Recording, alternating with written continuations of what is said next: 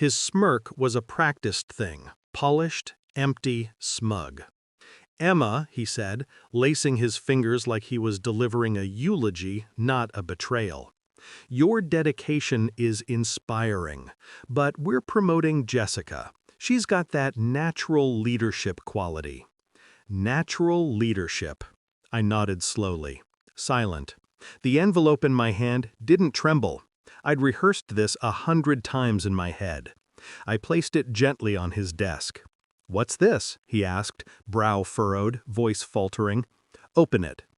The pause between his fingers tearing the seal and his eyes widening, it was better than sex.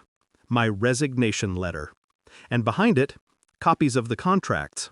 Signed, sealed, stamped with the logo of the company's largest client. The one I'd personally nurtured from a whisper into a 7-figure account.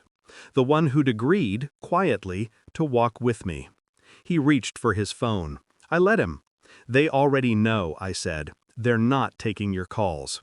He opened his mouth to speak. I was already gone. It started a year ago.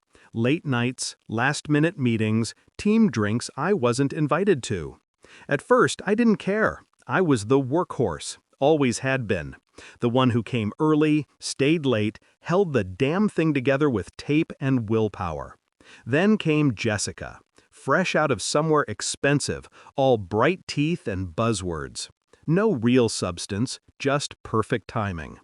She started showing up in meetings I'd scheduled, repeating things I'd said, and somehow they landed harder when she said them. He, Mark, would glance at her like she was made of gold. Me? I was wallpaper, useful until it peeled. He used to call me his right hand, said I had a mind like a scalpel. We built this firm together from the inside out. Happy hours, weekends, hell, we even spent Christmas Eve in the office once, grinding out a pitch. I thought we were building something real. Until I found the email.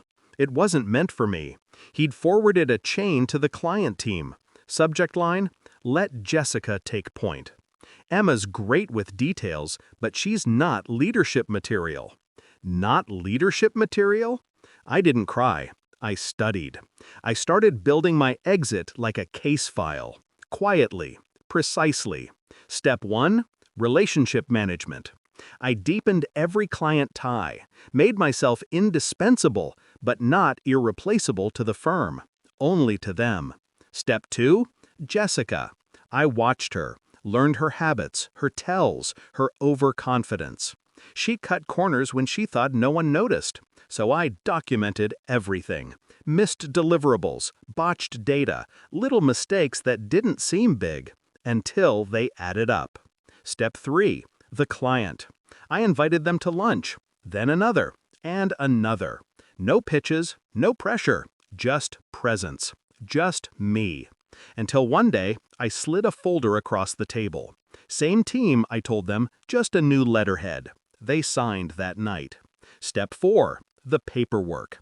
Legal, ironclad, watertight. I had my lawyer go through every clause with a microscope. The new firm I'd partnered with? Old rivals of Mark's. They knew my worth. I named my price. And finally, the envelope. I kept it in my drawer for 3 days before the meeting. That day, I wore red. Not the soft kind, not flirtatious, blood red.